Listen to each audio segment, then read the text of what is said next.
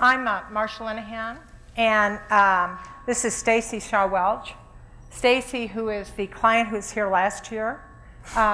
If some of you were here last year, she came and had her first session. And right at the moment, she hasn't come into my office yet. This is Stacy Shaw Welch, but the client, Stacy, hasn't shown up yet. And she meets criteria for borderline personality disorder, is episodically suicidal. When she is suicidal, she has a history of some serious suicide attempts, but also has a lot of non-suicidal behavior, such as cutting, burning her wrists with cigarettes, and taking overdoses. And could I just ask, actually, if we could not have a whole bunch of pictures taken while we're doing this, just because it keeps distracting me. I'd appreciate it. So she's about the same age, the age you're seeing. She has a history of getting really reasonably good jobs, and then she loses her jobs. She loses her jobs through a lot of behaviors, but she has, besides borderline personality disorder, also within the borderline, has a lot of paranoid ideation that's occasionally extremely severe. And she tends to get paranoid when she's working. And she gets paranoid about the people at work and starts thinking that they're all talking about her. She gets fired quite often, thinks that she's being fired because they know that she's borderline personality disorder, know that something's wrong with her, and that's why they're firing her. And doesn't recognize that it's possible they could be firing her because she's done things like go into the bathroom and cut herself at work and come out bleeding, yell and scream or getting fighting matches, refuse to do things, and creates a lot of interpersonal turmoil at the job. What else should I add on that's important or useful? Some therapy interfering behavior, leaving, lots of avoidance. She's yes. Well, she has a lot of therapy interfering behavior, and she can be very avoidant. She can come into therapy sessions and not talk. She calls a lot, wants the calls to be answered, threatens suicide. Anything else? I think that's good. Okay. Well, all around on the difficult side. And so she came into therapy in her first session saying she was going to kill herself. And we're starting this session with what's happened in the past week is that she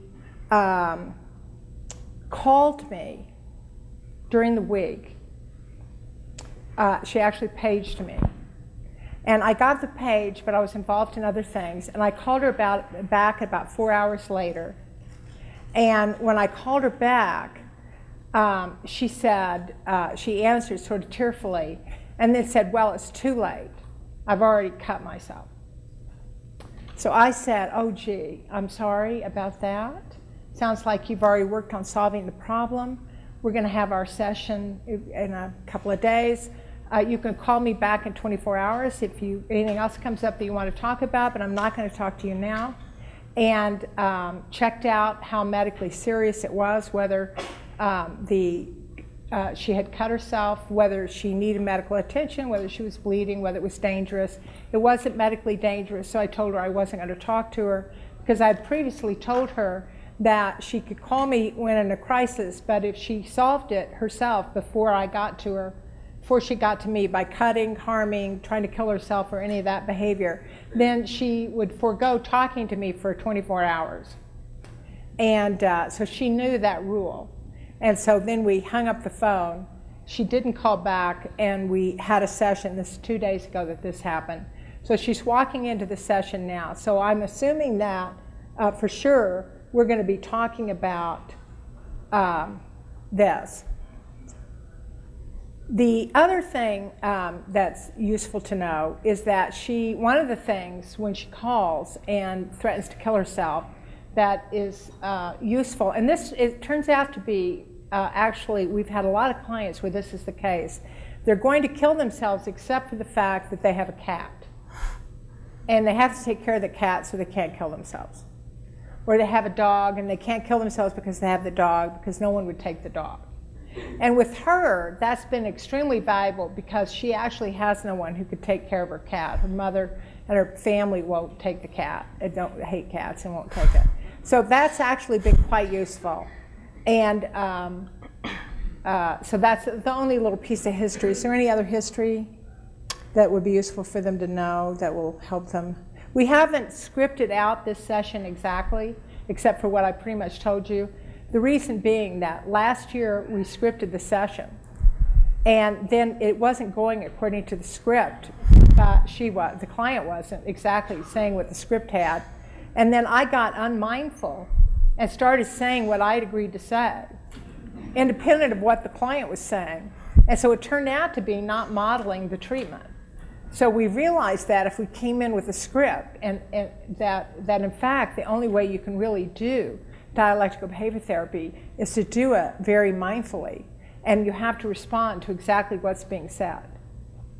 And so we haven't scripted too much, but it would be helpful if we knew any other background they should know. I think other than there's not a lot of support network that has been important. There's a pastor and that's about it. So in terms of when risk goes up, it's a bit scarier given the lack of social support network. Right. Yeah. Okay. All right. So the other thing you're going to see is that I'm not going to start out overly warm, because she's engaged in a behavior, and I happen to be one of the primary reinforcers in her life. And so my approval, my warmth, my friendship, my caring and accepting is a high-ticket reinforcer. So I don't want her to be able to cut herself, come into a session, and have it have no effect, have there be no consequence in her relationship with me. But I'm going to try also, probably I won't be terribly cold either, but I'm not going to be my usual gushy, sympathetic,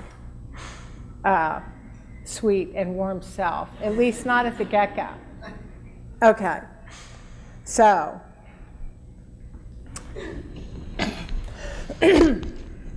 Stacy, got your diary card? You want to see the diary card? Yeah. That's the first thing on your mind. Well, did you bring it? Yes, I brought the fucking diary card. Oh, good. Thanks. Let's look at it. Okay, so now, independent of the diary card, I know that you cut yourself during the week. So I know we're going to talk about that. And I can see on here that your suicide ideation was really high on the same day that you cut yourself. So we want to talk about that. Yeah, it's really convenient. We could talk about it now, and not when I actually need help. Let's go ahead. We'll do it your way, Marsha. We always do. Well, that's the main thing I want to talk about. Is there anything on your agenda? Let's just go with yours. I mean, it's not like what I actually want to do is going to make a bit of difference in this therapy. I think you've made that very clear. Well, do you think there's something more important to talk about? I think helping me when I need help is important. Shall we talk about that too? Are you feeling like I didn't help you when you needed help? Are you kidding me? I don't know how you can ask me that question. Shall we talk You about it? hang up on me in the moment when I need you the most, and then you ask me. Yeah, I think we should talk about it. All right. So we should talk about the We phone should talk call? about it to like a fucking ethics committee. Okay, so we're going to talk about me hanging up on the phone, or at least not talking to you. And we're going to talk about the fact that you cut yourself. Anything else? The fact that my life is complete and totally over. Just because you lost your job? Yeah. So Again. Okay. So we need to talk about the fact that you lost your job and kind of how to, sort of what to do next. And the fact that I hung the phone up. And then we need to talk about how it is that you ended up cutting yourself. Sure. Whatever. Which one you want to talk about first? I don't care. Well, let's talk about then how you ended up cutting yourself. I'm pretty obvious. So what happened? So first of all, tell me what you did. Exactly. What do you mean what I did? Well, I mean, where'd you cut yourself? I know you said you cut yourself, It's but I the mean, same where? as always. Same as always. On your arm? Yeah. Where'd you cut yourself with? A razor. How deep? You want to see it? Yeah, let me see.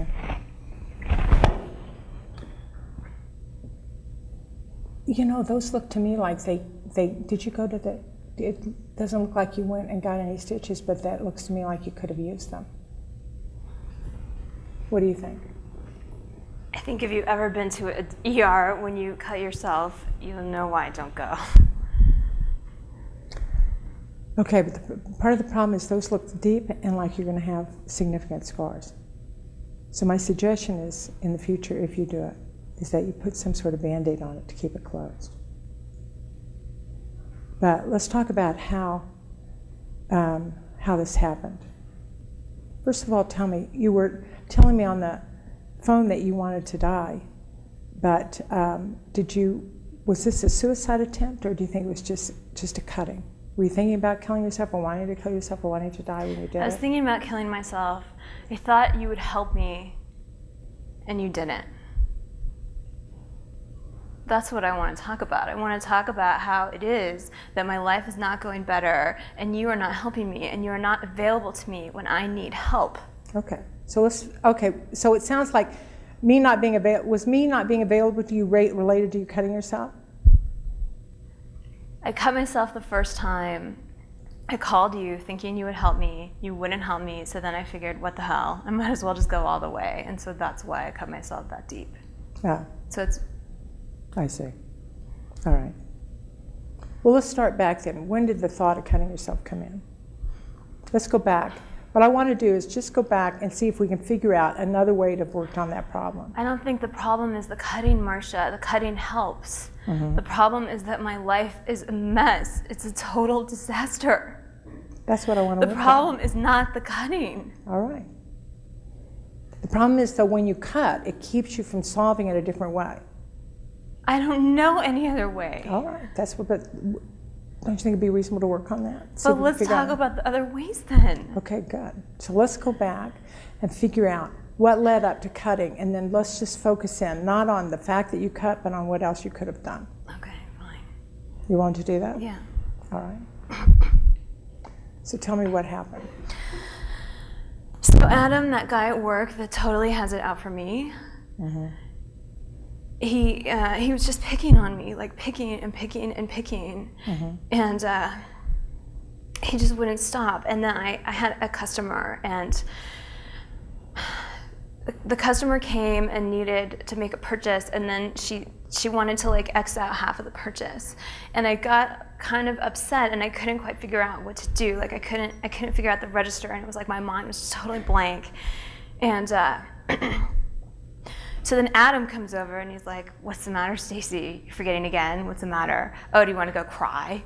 Like that, just in that tone of voice. Mm-hmm. And so then I decided I wasn't going to cry. I wasn't going to go into the bathroom and cut myself, and I was going to stand up for myself. So I told him where he could go with that.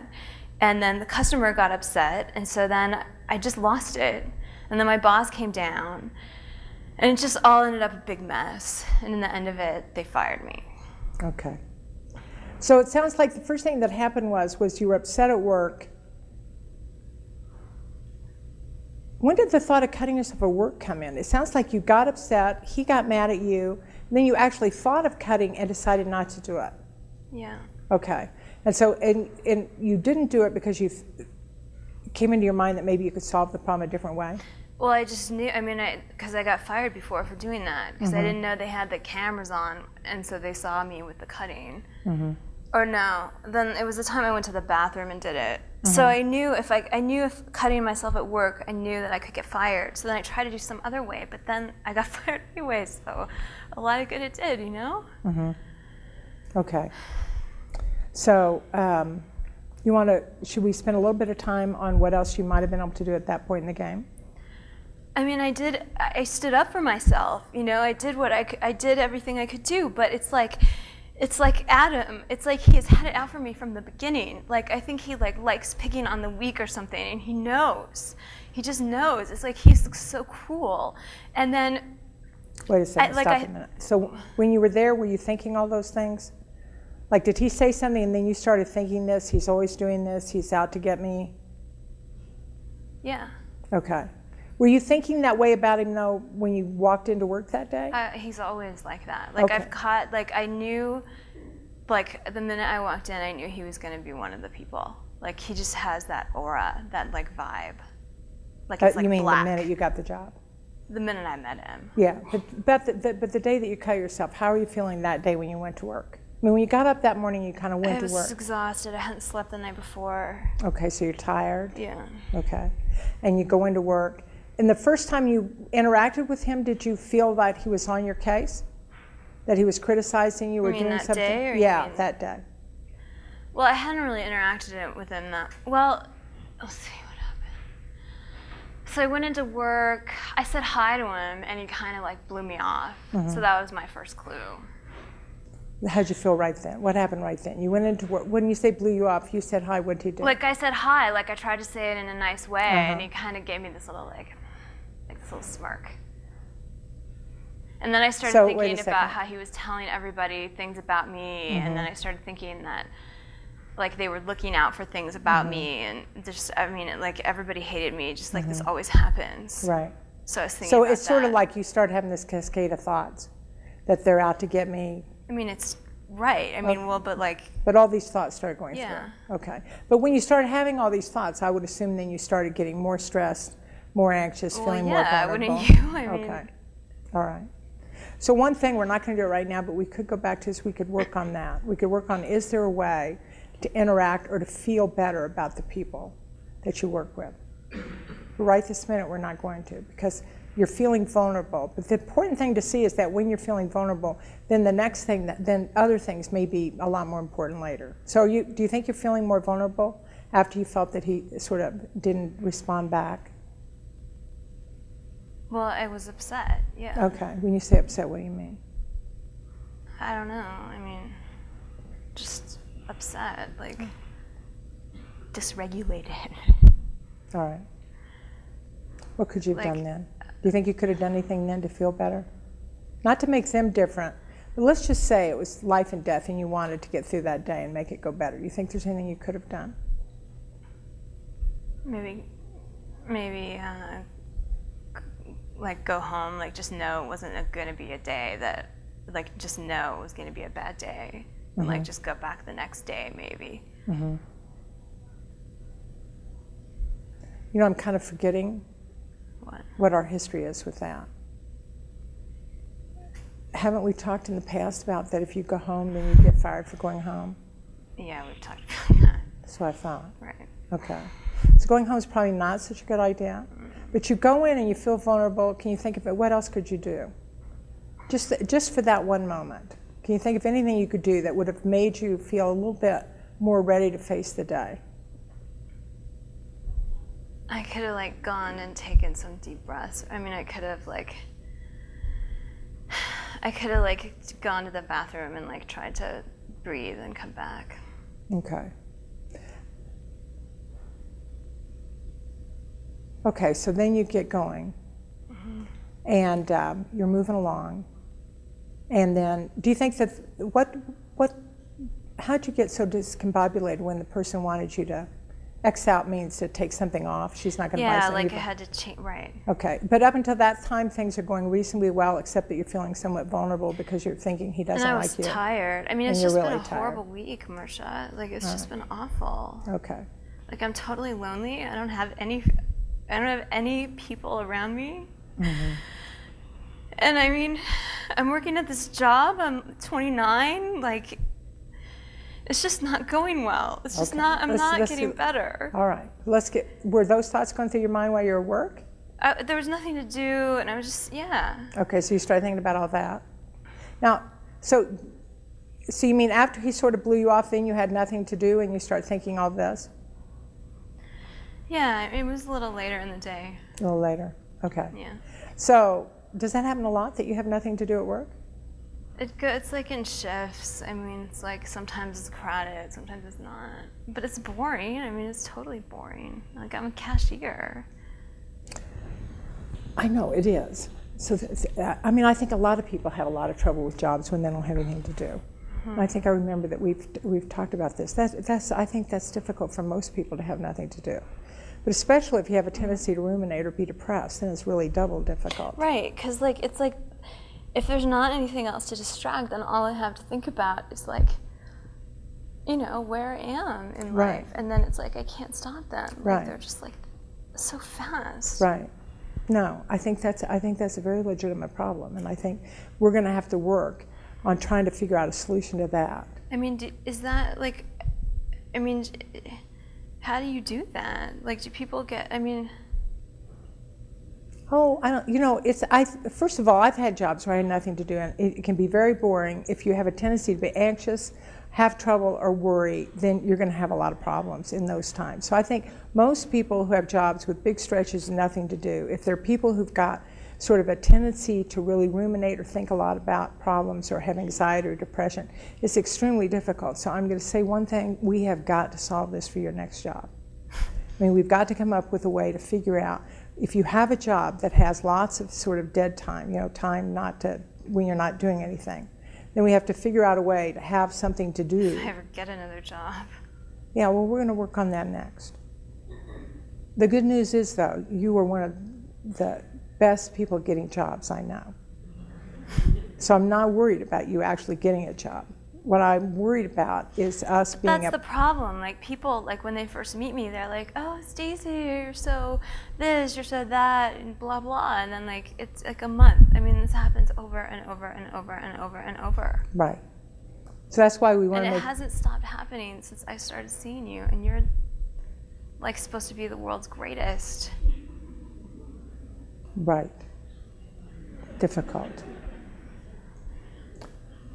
So I kind of feel like if it's not helping with you, I mean... Well, so that's why we need to really make the very most of this. We need to take this as a really good opportunity, figure out what to do. So one thing we know right now that we've got to work on is something to do when you have nothing to do at work. Because as I think back on your other jobs, that's often been a part of the problem. That you have these long periods when you have nothing to do, which gives your mind a chance to start ruminating. And then the very next thing that happens can be extremely difficult and much more difficult to deal with. So that's one thing. We're going to put that aside for the moment, but you and I need to work on that. You mean because I'm ruminating, then the next thing is worse? Right, exactly. And you're ruminating because you have nothing to do, and so your brain says, let's ruminate. So it just starts thinking.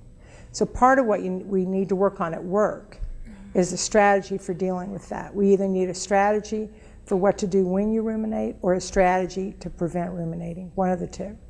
And we can talk about both, because there are things you can do to prevent ruminating, and there are things you can do when you start ruminating.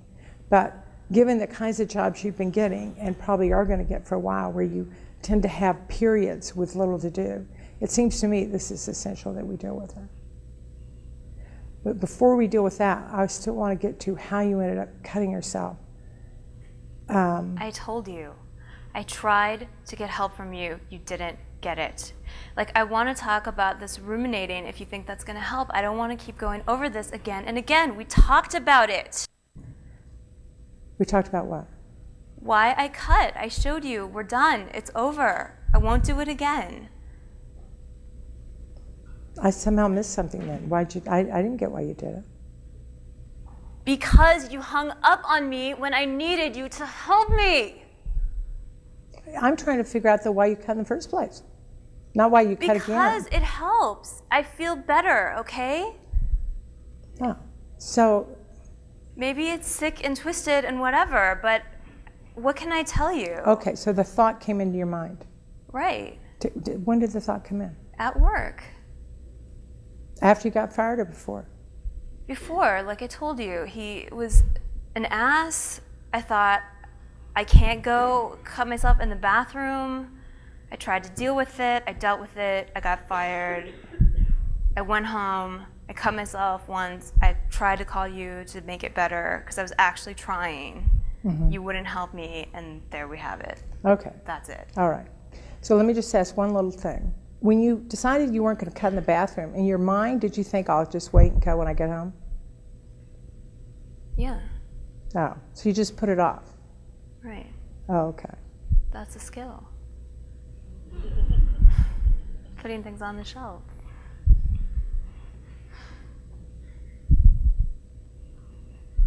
I feel like I really tried, Marsha.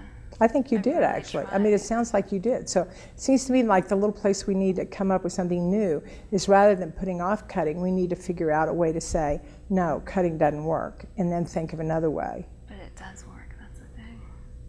Like, it's the only thing that works. Short term. Yeah. I mean, you realize that. Saying that cutting works and you're going to do it, it's the same thing as an alcoholic saying drinking works. And what you're really saying, you're like the alcoholic who says that as soon as I feel better, I'll quit drinking. The alcoholics get really drunk and like stagger around, and you know, cutting is like, you just do it and then you can like move on. You haven't noticed that you get fired from jobs for cutting. But like if I just think, I mean, if I cannot do it like around people, then you know, I can like just have it work. I mean, I know it's not good. I know it's not like the best strategy or whatever, but like, and that's why I was trying to just do it like short, and then I'd call you and you'd help me. But okay, so here's the thing. So the first thing we have to work on is the fact that once again you've gotten back into thinking cutting's a reasonable behavior. But here's the problem for me. So I'll tell you my problem with it. My problem is that if you cut, then what that means is you're not practicing behaviors that would actually solve your problems. It's a little bit like saying that when problems come my way, I'm going to do this over here, which prevents you from actually practicing any new behaviors, which means that the problem that sets it off never gets solved. And so it ensures that you'll keep having it.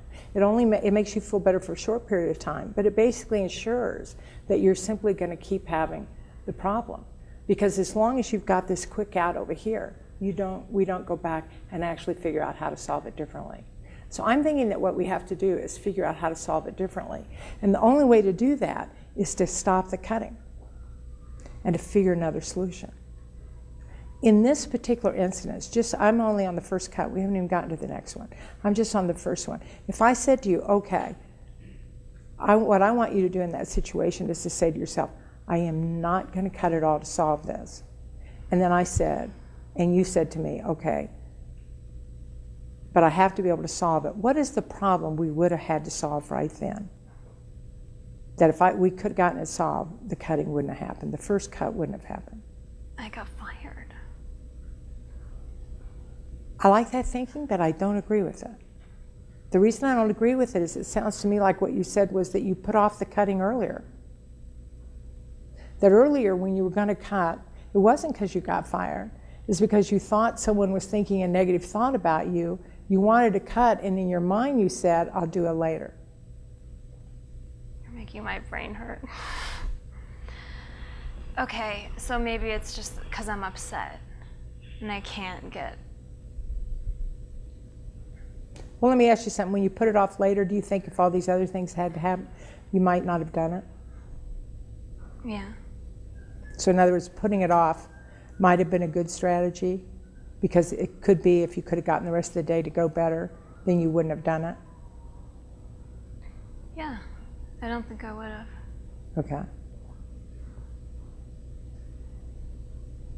Okay, so let's leave that as a strategy because putting it off beats out doing it. Deciding you're not going to do it at all might be the best strategy, but putting it off is definitely a good strategy when you compare it to actually going in the bathroom and cutting. And not going in the bathroom to cutting, we both have to agree, was a good move on your part. See, it's like with the first one, like it's easy because I know if I cut at work, like I'm gonna get fired. Okay. Because it happened twice. Yeah. And if I cut myself at home, like then I feel better, right? So it's not quite as easy. I mean, I can try to put it off, but it's, Okay, so then the problem is you come home and you cut. Now, did you think of calling me before you cut or just after you cut? I know you told me not to do it. Oh, you mean you'd already made up your mind to do it? So you've sort of gone over the slope. I just thought I'll just do one little one and that won't count. Oh. It's better. Well, I got to tell you, it's better than deep. You're right. I mean, that's exactly right. I mean, one little is better than deep.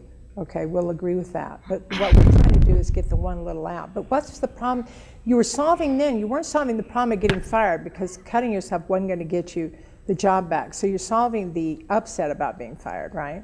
In other words, you got fired. What were your emotions, by the way, after you got fired?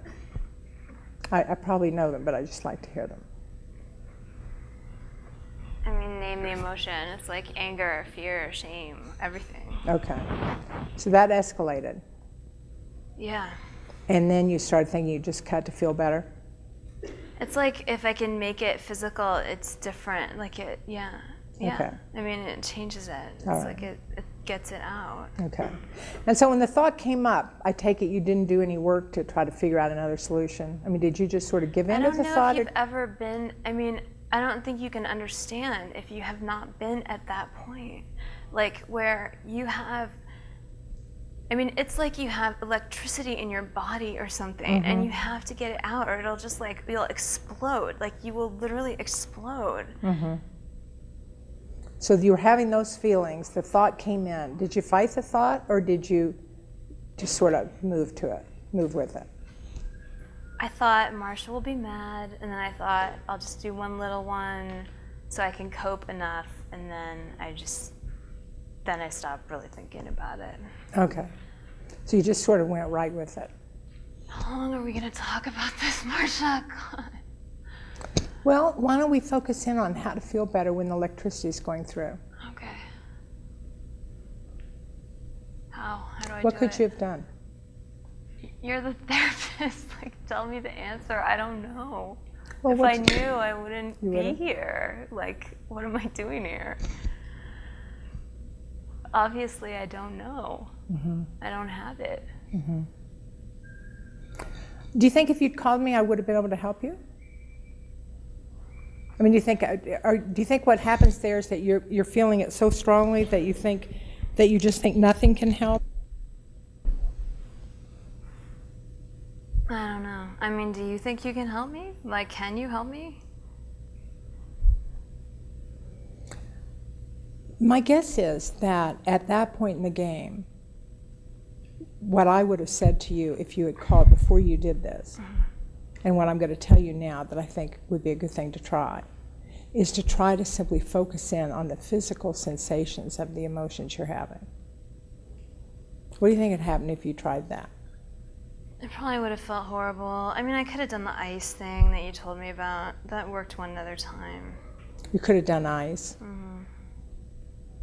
Did I This tell girl you in that? group, did you hear? This girl in group, she puts her face in a bowl of ice water. I know. That's somebody. I must not have told you about this, but I read some recent research that in fact holding one of the reasons ice helps for some physiological reasons, and putting your face in ice can actually be very, very helpful. What about if you tried that? It seems to have a big effect on simply lowering and relaxing, or lowering that horrible tension. What about if you tried that? Okay, I'll try it. Can we move on now? Yeah? Are you really going to try that? I'll try it. Okay. What part do you want to move on to? I want to move on to my life. I want to move on to how my life is a mess.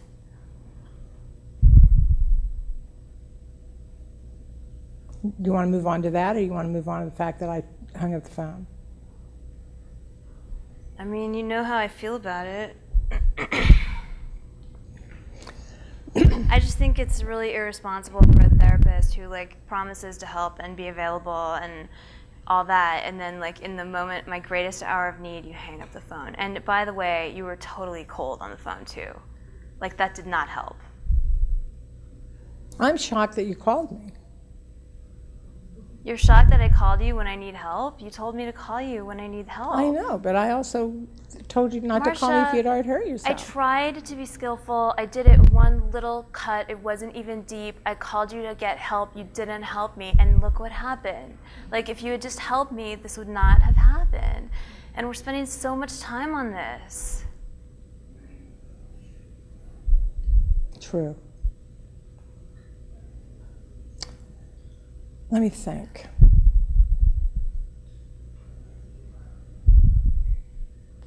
Because my feeling about it is I don't get the impression you're throwing yourself into trying to solve the problem with me. I just told you I was going to use the ice. I'm using the skills. I'm going to try my best. Why are you saying I'm not trying? You feel like you are? Yeah. And I don't feel like you're giving me a lot of help here. I mean, you're just sitting there with that like cold look on your face and like asking me what I'm gonna do. And like I know, like I'm supposed to know, like you're the therapist, you're the one with the book. I'm like the patient here. I mean, come on.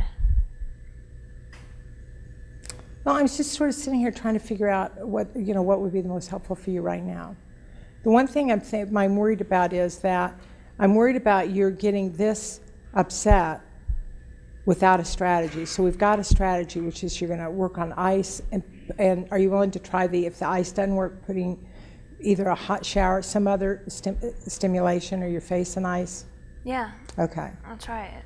And how are you going to get yourself to call me beforehand if that doesn't work? You're not bending on this rule at all, are you? No. Hasn't anyone do other therapists know you do this? Yes, but you know what you could have done? What? I can tell you who would talk to you. My old therapist would have talked to me. You could call your old therapist too. Or you could call the crisis line. Or if you really thought you absolutely had to do something, sucks. you could have gone to the emergency room. God, no, I couldn't do that. So All right. back to that. All right, Then, I'll call you before. then the next thing we have to deal with is the fact, I'm assuming that, do you think that, what happened when I hung up? Did you get angry? Hello? How many times have I told you? Yes, I got Okay, angry. so then how did you end up cutting? I got a razor blade. How did getting angry at me translate into cutting you? Because the one person who's supposed to help me just hung up the phone on me and acted really bitchy about it. Like, And you were thinking I'll see that you in the office tomorrow. I mean, God. And you were thinking cutting yourself would somehow change that?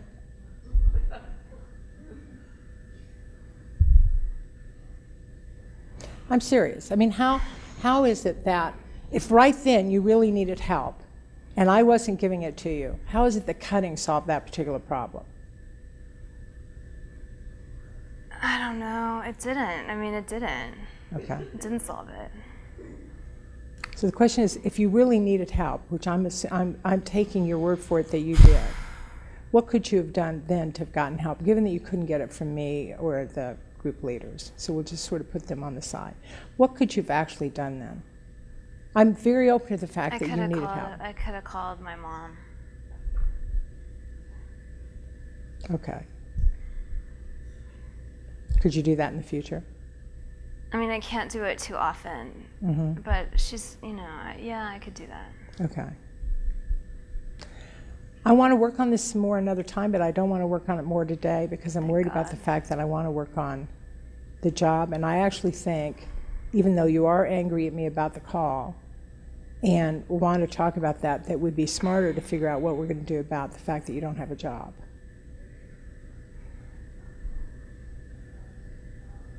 You want to work on that? Shall we switch? Yeah. Okay. So what do you think's reasonable? I mean, I just have to start looking again. Okay. Where are you going to look?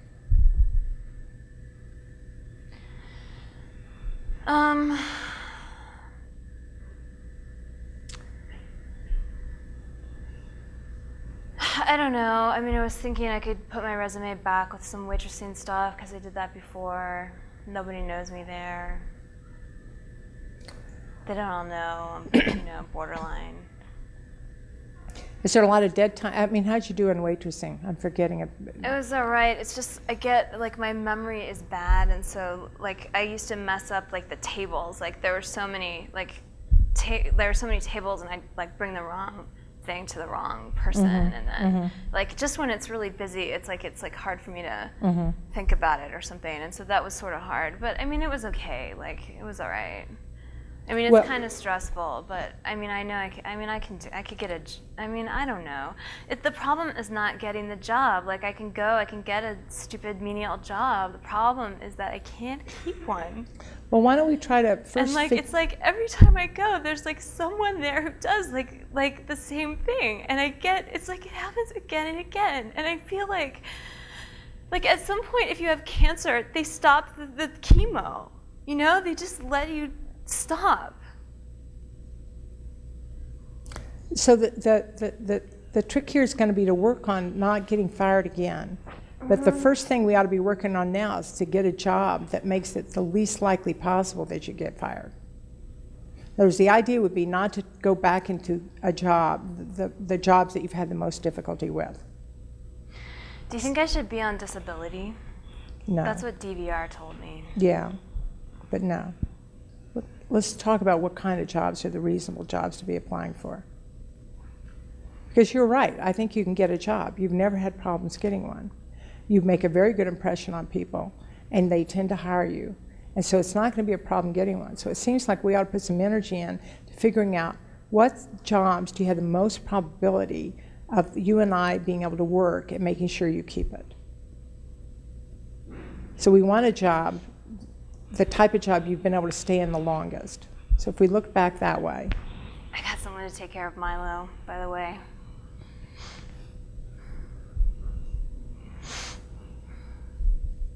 Who'd you get to take care of Milo? The guy who lives down the hall from me. He's lonely, wants a pet. This is Jack. You realize I'm going to call Jack and tell him not to take care of your cat.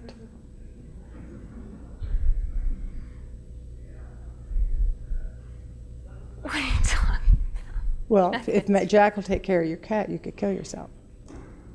Jack doesn't even know you. He's not going to listen to some crazy woman calling him about my cat. Oh, yes, he Marsha. will. I'll tell him I'm your therapist, and that if he takes your cat, you might kill yourself. You can't do that. It's confidentiality. You can't call someone and Believe tell them me, you're my therapist. I could do it.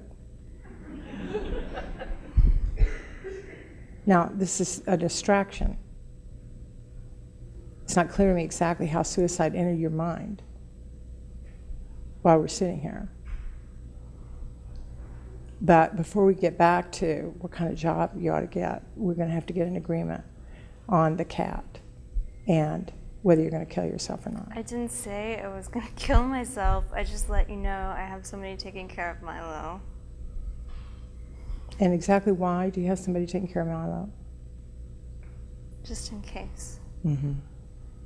Listen, Stacy, it's what you're doing is telling me you're thinking about suicide.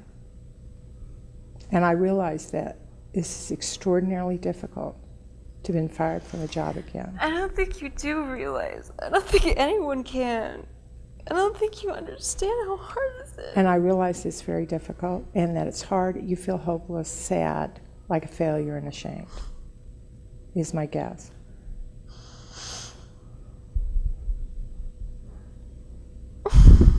But switching over to thinking you're going to kill yourself is not going to solve the problem.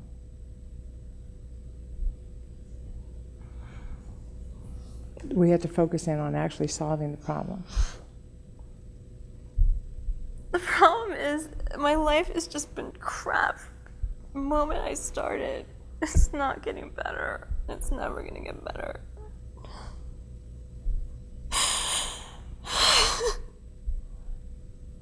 Listen, Stacy, I realize it's difficult, but we're going to have to focus on solving the problem of getting a job. And right now what we have to focus in on is what we're going to do about the fact that you're thinking of killing yourself. and you've lined up someone to take. Did you have actually asked Jack if he'd take the cat? Yeah. Okay.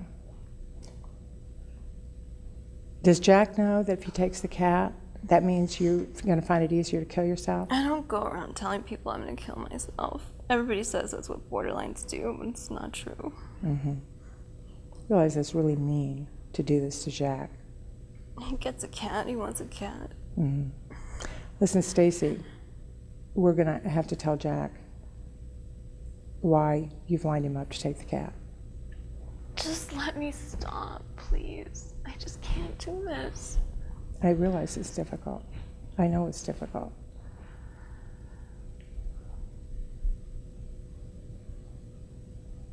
Suicide is not a solution to your problems. Tell me one then. That's what I want to work on. Okay. But first, we have to get suicide off the table. And right now, I'm worried because I'm figuring if you think that you've got somebody, how would you kill yourself, by the way? Because, how are you planning on doing it? I just take some pills. What pills? I have some at home. You've got lethal medication at home.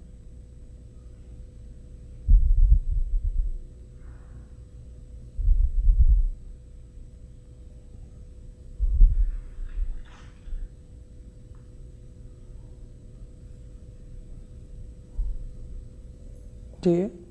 Yeah. Okay.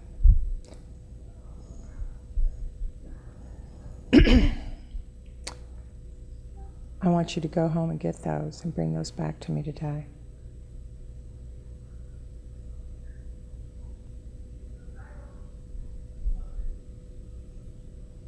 And you're gonna have to give me some more reasons.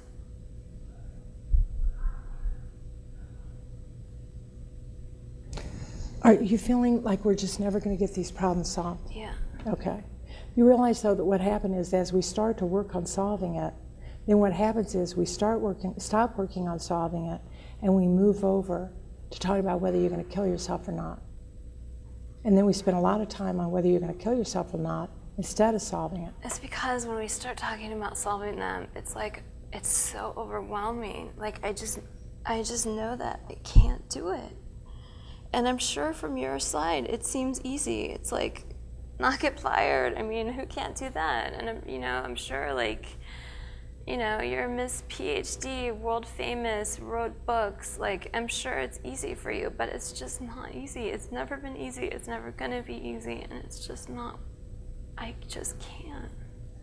Listen, I'm not saying it's easy, but I'm saying that I think together the two of us can do it. Why do you think But what's that? happening is we're distracting off. Instead of working on solving it, we're discussing it again.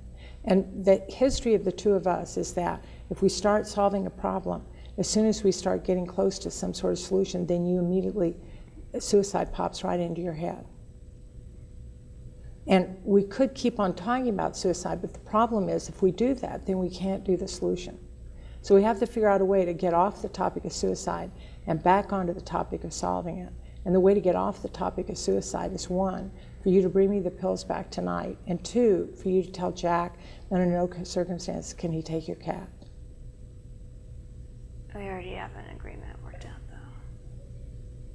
I mean, I just asked him just in case if anything happened to me, would he take it? It's not like I'm giving it to him on Tuesday or something. Like, I don't have, like, the day or something. I just asked him. He likes Milo. He's kind of a lonely guy, and he said, okay. So it's not like,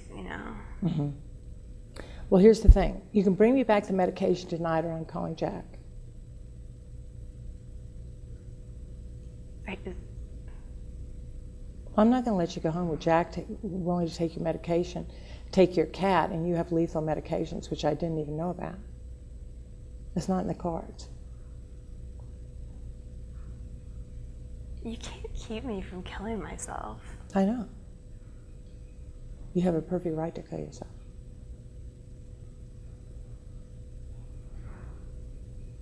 You want to keep talking about it? Then you need to promise me that you can help me then. I mean, I don't know what you think. What do you think? Like, I can't even read your face. Listen, what I think is that the two of us together can solve this. I think it's incredibly difficult what's happened. And I absolutely agree with you, we have not solved it yet. We've worked really hard on it. We've made some progress. The facts are, look at you today, you wanted to cut yourself and you said no, don't do it because you'll get fired. Now that's way ahead of the game, because before, twice in a row, you think stuff like that and you just go cut. And what we have to work on is to figure out a way to get you to also be able to say, before you start screaming at somebody else at work, wait a minute, I can't scream, I'll get fired for that, because you've also been fired for that. Mm-hmm.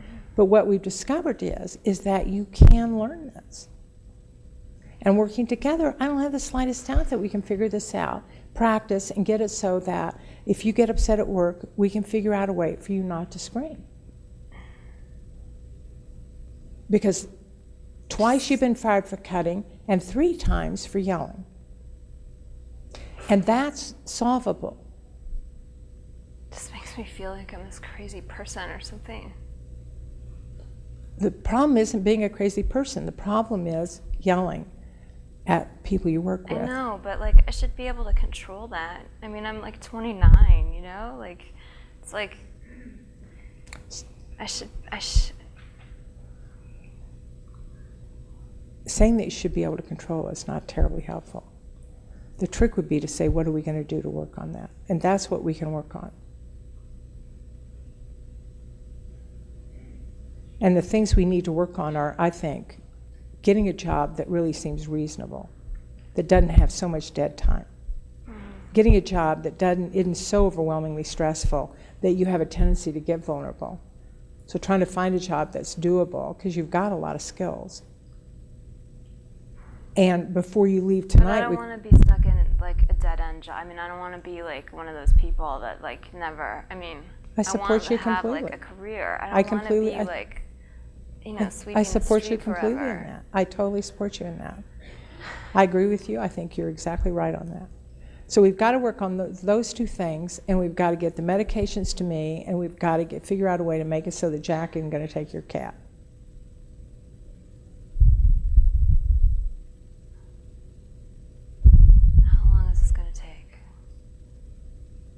Well, you can get the medications to me, I'm sure. I don't know how long it's going to take you to get home and get back. To get better. I don't mean medications. Like, I feel like you're asking me to do this really big thing, and you're not willing to give me something in return. Mm-hmm. Like, I kind of want a money back guarantee or something. I don't know. All I can tell you is that I will work with you, that I am convinced that we can create a life worth living. I'm not convinced we can do it by next week or the week after, or the week after that or the week after that. I'm not certain you won't get fired from your next job. I can't guarantee that. What I can guarantee is that if you stick with it, keep working at it, and we keep analyzing what goes on at work and how it is that troubles start, if you work with me on those things, if we can figure out a way to get it so that you don't escape a problem with cutting rather than figuring out how to solve it, that if we do that, we'll get there. And I think the most important thing for you to look at is the fact that you've actually made progress. I mean, don't you agree? You may not feel any better, but wouldn't you agree that you've at least gotten a little bit more control of your behavior? I mean, it's like a tiny bit, but it's not like it matters that much in like my life. My mom said the other day I seemed a little bit better. Listen, it's like a piggy bank, you know, you're just putting pennies in. And 1 penny doesn't make a big difference, but if you put enough in, the piggy bank gets filled. And all we're trying to do is just sort of add pennies to the piggy bank. It's hard. I realize it's hard. So let's move back to these medications you've got. Exactly what do you have?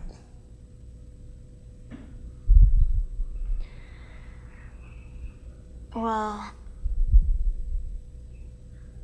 I don't want to tell you. Do I have to tell you? I'll just throw them away. Okay, I have a lot of sleeping pills. I have a bunch of this like muscle relaxant that my friend was in a car accident and he gave me like the rest of his stuff. So I have all that. I have a lot of Klonopin. I have a lot of things.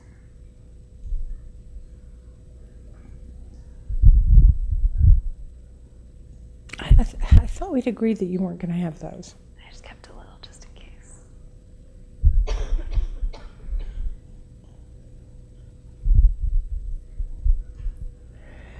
I'll bring them in. My worry is that if you keep those and you think somebody's going to get your cat, that just makes it a lot easier to kill yourself. This is my worry. So I'm feeling like what we need is, one, for you to get rid of those pills by bringing them in here. And two, we need to work on having no one take care of your cat. Then the main thing we'll work on is how to get a job that it seems reasonable. And we'll continue to work on how to get some control over things you do at work. And you're calling him if I don't bring in the pills?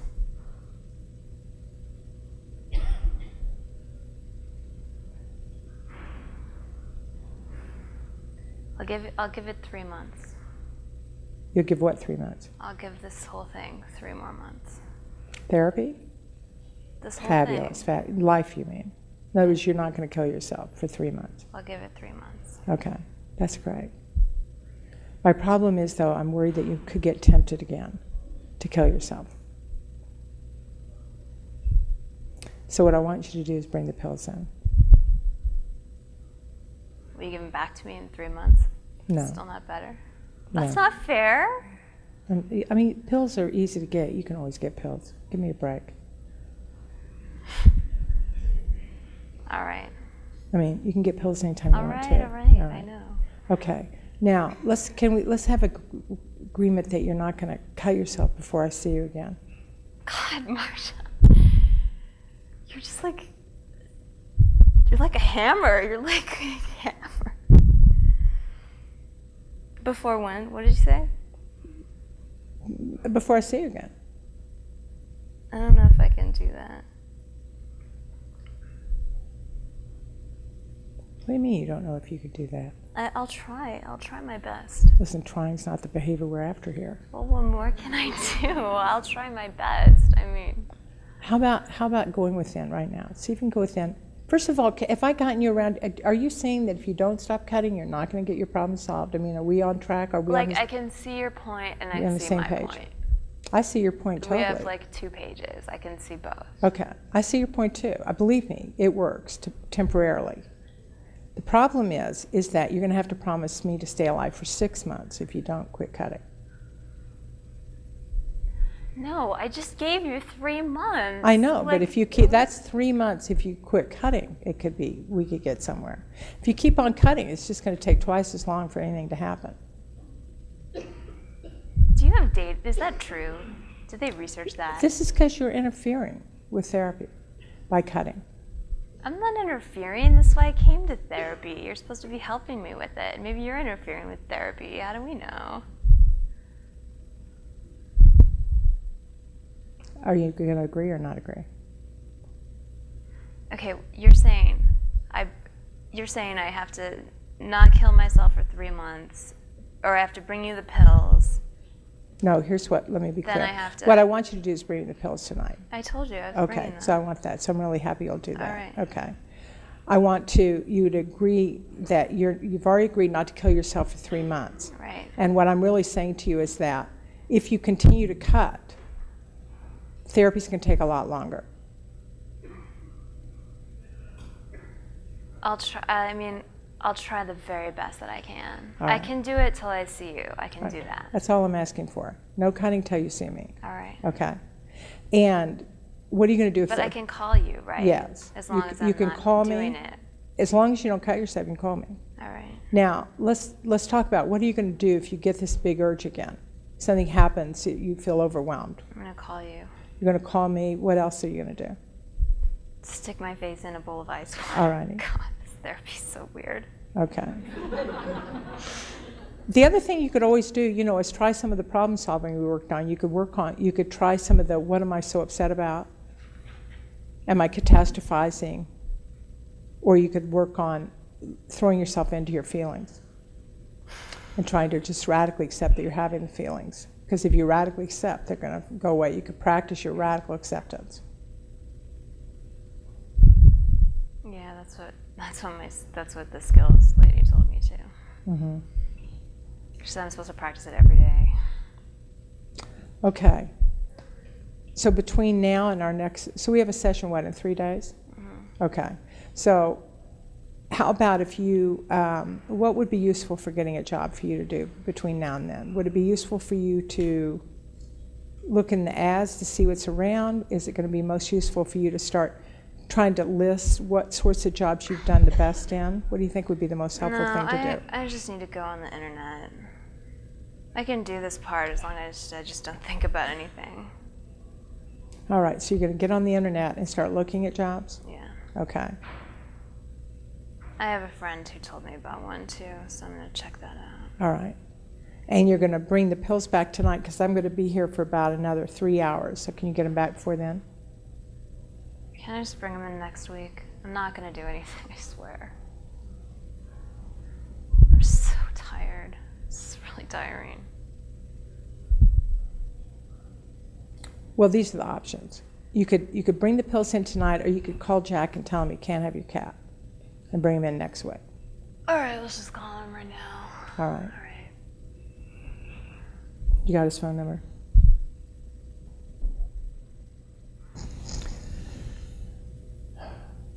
All right. All right. Call him. You want me to get the phone?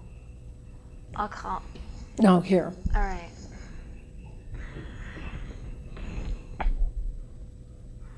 Hey, Jack, it's Stacy. I just want to let you know, my therapist wants my cat, so I'm just supposed to tell you. She just wants it before you, so you might just want to go ahead and move on another cat, but Milo's, so just letting you know. Okay, see you later. Bye. Fabulous. Thank you. Okay. All right. How are you feeling now? I mean, are you feeling... I'm just tired. All right. I feel a little better. Okay. I'm So- sorry I yelled at you. I'm sorry I threw the card at you. Thank you for apologizing. I'm sorry it was so difficult for you this week. And I'm sorry it was so hard for you when I hung up. It was really hard. Yeah. Okay, so you're going to do those things. You're going to look on the internet. You're going to Yeah. bring the pills in next week. Yeah. You're not going to cut until I see you. 3 days. If you have problems, if it starts getting really difficult again, you're going to try the distress tolerance skills. Right. Okay. I'll see you next week. Okay. Actually, I'm seeing you Thursday, aren't I? Oh yeah, 3 days. Okay. I'll see you then. Okay. All right. Bye. All right.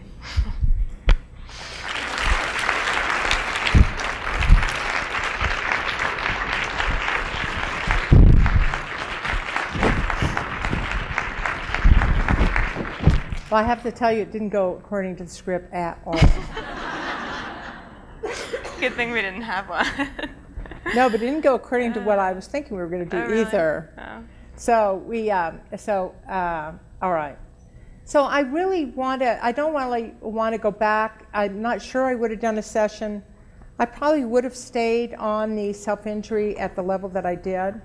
And if there hadn't been the issue of the job and her just getting fired, I probably would have stayed with it longer and made sure that we processed the anger at me and how it was that she cut deep after she got angry at me. But given that I didn't want her walking out, having just lost her job, without a plan in place of what she was going to do on it, I knew pretty much all along that I was going to give this just so much time. And then I was going to cut it and go to the next thing. And so one of the things in DBT about doing a chain analysis is you're really simply trying to use it as a vehicle to work on the problems that are showing up. And you're trying to get some control of behavior and some sort of skillful behavior in there so that the client's behavior gets more under control. the thing to tell you about this particular client, this was a client of Stacy's, actually, who did all the things Stacy did, constantly and consistently.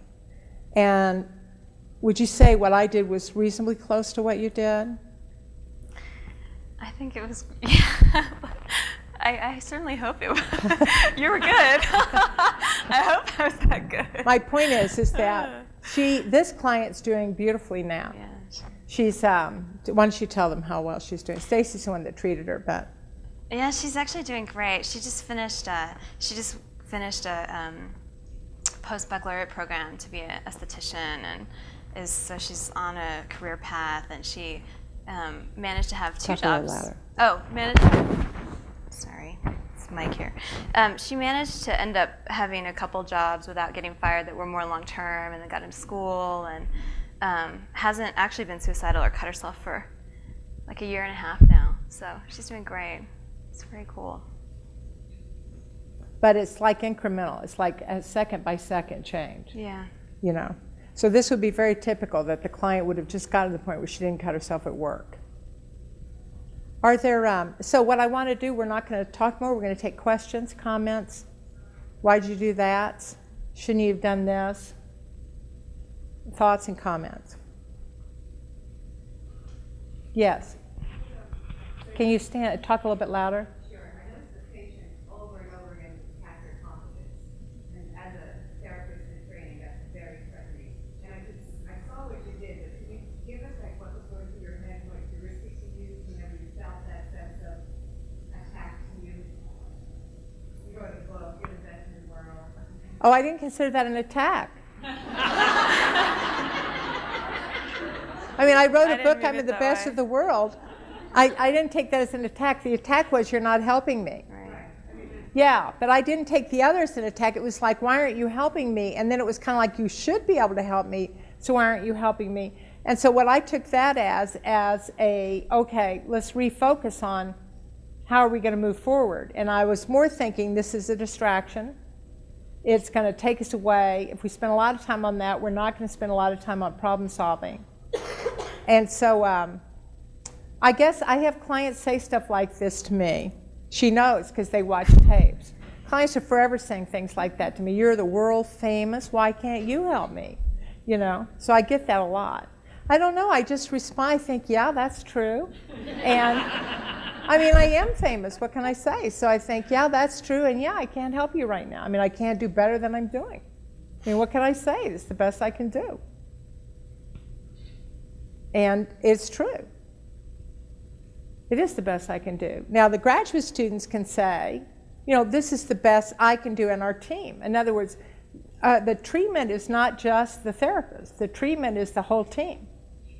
And so you just have to be associated with a team you have respect for. But, you know, you're not the whole ball of wax here. Now, I wasn't thinking that because I'm much more, it's much easier, I think, for me to just think, I'm doing the best I can, and I'm thinking in my mind, I'm thinking about, well, we'll get there. I'm thinking, okay, the client feels this way about me now, but if we stick to it, if I keep her alive, we keep working, we'll get there. And so I wasn't really feeling that attack, to be honest. I think it's because it gets said a lot, so you get sort of desensitized. Other questions? Yeah, back here in the very.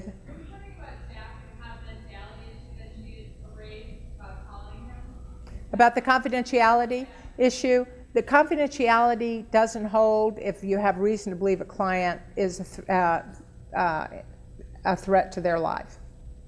So when suicide comes on the scene, there is not a responsibility to be confidential. I guess I was wondering too, in terms of how you responded to her on that issue. How would I what? How you responded to her? How I responded to her? Yeah. I would certainly not have told her I'll be confidential. I mean, I was really more trying to make a consequence that I figured would work. That's the sort of consequence I figured would work. Because the facts of the matter are, if I called him and said not to take the cat, I could cut off her suicide, her ability to kill herself.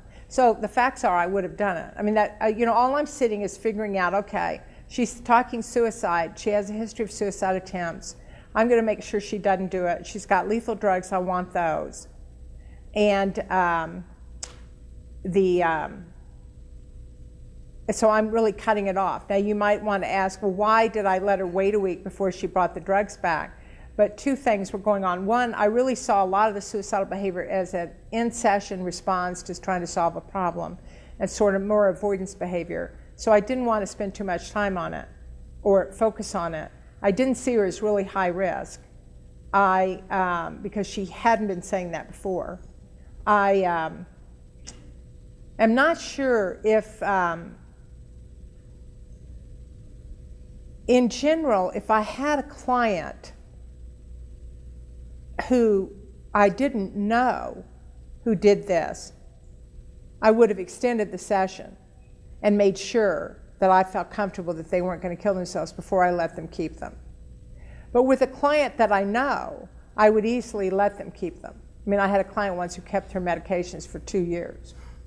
And when she finally brought them into me, they were wrapped in a box with black electrician tape and flowers on top like a coffin. And so it kind of depends on your knowledge of that client. Ultimately, you can't make a client bring in the pills. So really what I would have done was I figured I could cut off her escape route I didn't really have to worry once I could make sure she had no one to take her cat. Marsha actually told me to do that with this client. The client told me later it was the single best move I ever made. Although she was really mad at the time. Yes. Yes. Thank you. Isn't she good? It's because it's my client. I think one of the things that's so frustrating working with patients like the one that you're doing is the issue how you're talking about how she detracts from the problem solving and skills part of the session by bringing up the one thing that you absolutely have to focus on when you're confronted with the patient with suicide. That, what could it be like? Oh, Dr. Kaplan gave the patient talk about suicide and, we continue to talk about what she could be different the next time she does work. And if that just continues session to session, you never get the skills. So I was wondering if you could talk a little about how you can help kind of have the focus be more skillsy over the course of many sessions and less suicide. Well, if she had not just lost her job, okay, told me that she had someone to keep her cat, and that she had lethal medications at home, I would have just said, that's a distraction, let's keep going. So when a client, but you have to know the client, I mean, you have to know it's a distraction. I mean, you have to know the client is distraction behavior, not legitimate suicide intent and ideation. So at the very beginning of therapy, there's really nothing you can do except stop and assess it, okay? After a while, then when you've assessed it enough, and you see that it just pops up like it did here, just right in the middle of nothing, then you can assume it's probably distraction. The thing, if she hadn't had all these other risk factors, I would have said, that's distraction, let's keep going. So, and that's what I ordinarily do. I just say, you're distracting again, you're avoiding again, that's distraction, put it on the shelf, you're not killing yourself this minute, kill yourself at the end of the session, but you're not doing it now, so let's keep going. And so, and if you do that every single time, but you're not going to ignore a person saying they're suicidal when they just lost their job. But that's not typical. So so that's the way to do it. It's just to first assess its function. Once you've got that function down, then block the function. Yes. You chose not to focus on the coworker who was giving her a hard time. Was that just a question of priorities, or is there something to be gained by examining how she interacts with the coworker? Well, there's definitely something. There's two things. One, this is a client who actually gets very paranoid. And when she gets very paranoid, then you're not going to be able to really have a conversation about it very well. What I wanted to do was not distract us into her paranoid ideation, which was showing up again, because I knew that if I did, that would be the session. So I didn't want to get distracted. her interactions with the coworker, I was more concerned about the fact that she started yelling at that one, and then the fact that she cut when she got angry at me, which I see is sort of similar. And so I would deal with those also. And that's in fact what happened with her, is this starting the inhibiting of the problematic behavior. There were two behaviors here that are problematic. One is the distortions in cognitive paranoia, which could be very extreme of, what were some of the delusions? I mean, routinely it was like there's cameras, they're watching me at work, or people know my history, know I've got problems. But then at the highest stress points, it would be like somebody put a computer chip in my cat and they're watching me. So it would get fairly extreme. Yeah. So this is not uncommon with borderlines.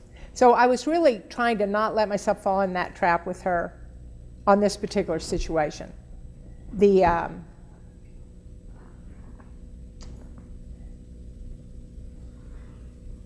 And I was more on the focus of a priority, really. It was more a focus of if the person smirked at you. Are you talking about the smirking one or the one she yelled at? She said something like, at work, there's always somebody who picks on me, they can sense it pretty wrong. Yeah. So I'm not sure if it's a specific person or a general situation. No, it's a typical, it is the problem. And so, but I wasn't going to deal with it on the day that she cut herself, so that would come on the topic next week. Every time she doesn't try to hurt herself or doesn't cut herself, then that's the focus of the treatment, is in fact her interactions with other people, because her interactions with other people are the problem. And she did all of it with Stacy, she did all of it with her coworkers, she did it with every lover she ever had. I mean, there was really no relationship she got in that didn't get ruined, because of really a hypersensitivity to criticism, which is very typical of borderlines. And then with this particular patient, her episodic psychotic paranoia. And she refused to take any medication for the psychotic thinking, and which was itself a problem. Because generally, if a borderline patient gets psychotic, antipsychotic medication usually works really well, reasonably quickly. And so, so that's really what it was. It was just a strategy decision at that moment. Other questions, comments? Yes? You're speaking very much to the DBT, but you're not making a lot of references to it, like saying, oh, you know what the hierarchy is, or anything like that. You're just doing it. Is that your way of, if that's your way of doing it, or do you do also reference to what we have Yeah, I know, yes, I understand. So the question is, I didn't make references to, well, DBT does this, this is the hierarchy, aren't we going to do it this way? And make reference to the treatment manual, basically.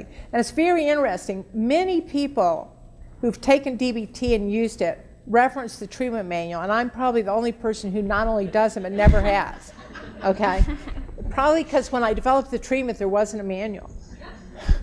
And so I, in effect, never say the treatment manual says that. And in fact, you saw me saying, wait a second.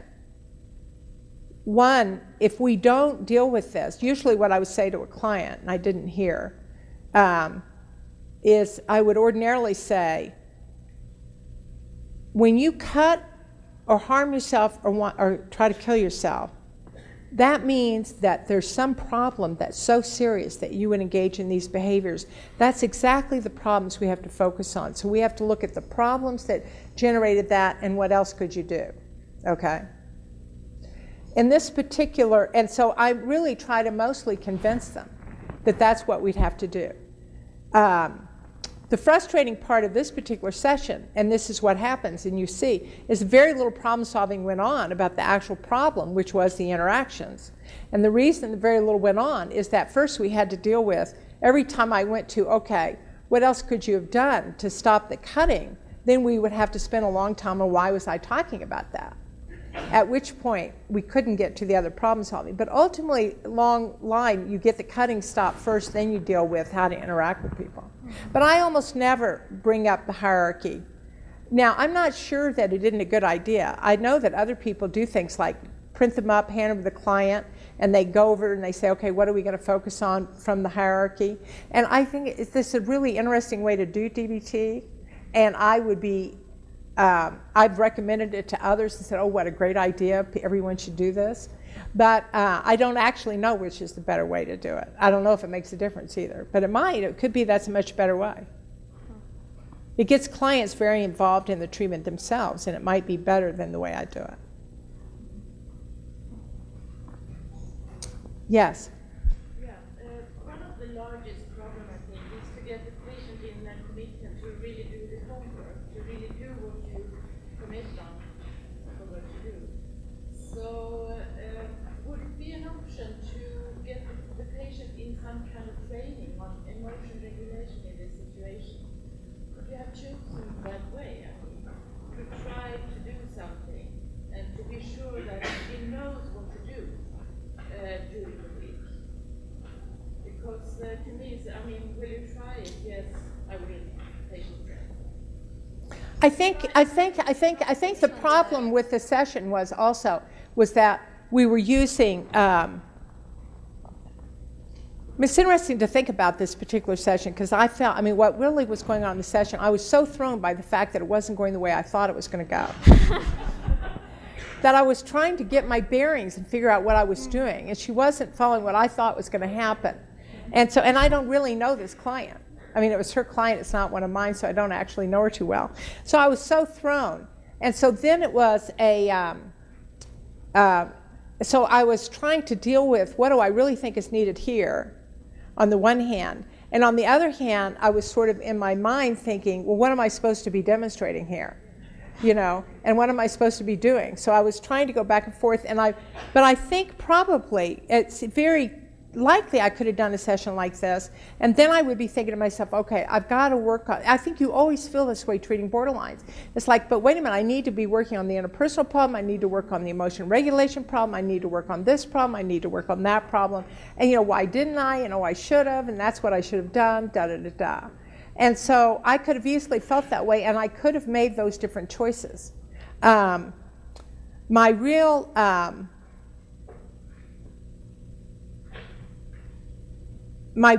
real dilemma for me was the fact that I couldn't really go into depth on anything because she'd lost her job.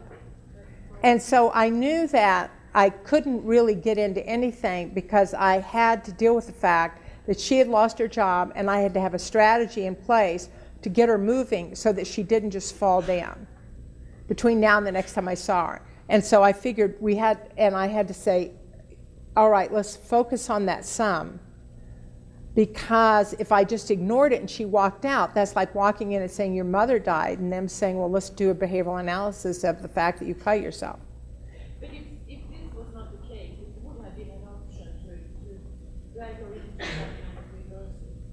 Or If we didn't have to work on the job thing, okay, if she hadn't gotten fired, I would have done more work on, I would have tried to figure out what's the more important place to work, on the fact that you went and cut yourself deeply when you were mad at me, or on the fact that you did the slight cutting. And there were so many things that went on in this one chain that I don't typically get, which was I wanted to cut myself, decided to cut myself, and put it off. Then I cut myself slightly, then I called you, then I cut myself really deeply, and I lost my job. And my paranoia has come back, by the way.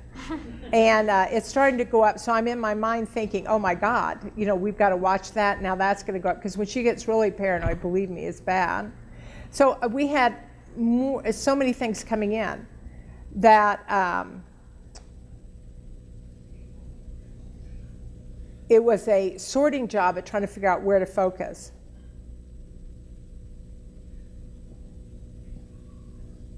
And I don't know how I would have really focused if it had been a real client, because the thing that makes it hard for me to know is how I would have responded to the pill thing would absolutely depend on how well I knew the client. And and also the job. Like I have a client right now who loses her job a lot, but she is so good at getting a job that she comes in and says things like, okay, I'm just going to get another job, I know it, but we've got to solve the problem of why I don't do well. But she doesn't come in saying, I'm going to kill myself because I lost my job. You know, so she comes in, I lost my job, and I say, she's going to kill herself because she's screwed up and can't regulate. And I say, okay, let's work on that. So, but she says, I know, I'll go look for a job. And so we can actually just stop that. I mean, I don't have to spend any time on it. So it somewhat depends on what you think is going to be the thing that has to get some movement before you let them out the door, so that they don't fall apart when they get out the door. Maybe we should do an easier client next time. Yeah, I think next year it's time for easier client. No. I think that our time is almost, I could take 1 2-minute question. Yes. I just wanted to ask why at some point she was saying we're going to be working this together. You know, and whereas at other times Stacey was sort of saying, what are you going to do about this? Is it the teaching of the skills, or I just have some sense that she manipulated you to say we're going to work on it together? Okay, the question is, why was Stacey saying sometimes we're going to work on it together and sometimes what are you going to do about it? Well, just I don't know whether she sucked you in, or is that, I'm curious to ask you a question about whether when they're working with borderlines, are we saying, look, we're going to do this together? Oh, yes. Yes. The research is over-involved family members have better outcomes. Over-involved means you say their problems are your problems. And in DBT, the therapist always does that. It's always, we're going to work on it. Oh, yeah, we can do that. And everything is sort of a we sort of situation. And the client tends to have it be a me situation, or I can't, you can't, but it's not a we. And so what the therapist does is consistently frame things as, listen, I think we can do this together. And it's I can't do it, you can't do it. I mean, we have to admit they can't do it. I mean, that's true. They're right about that.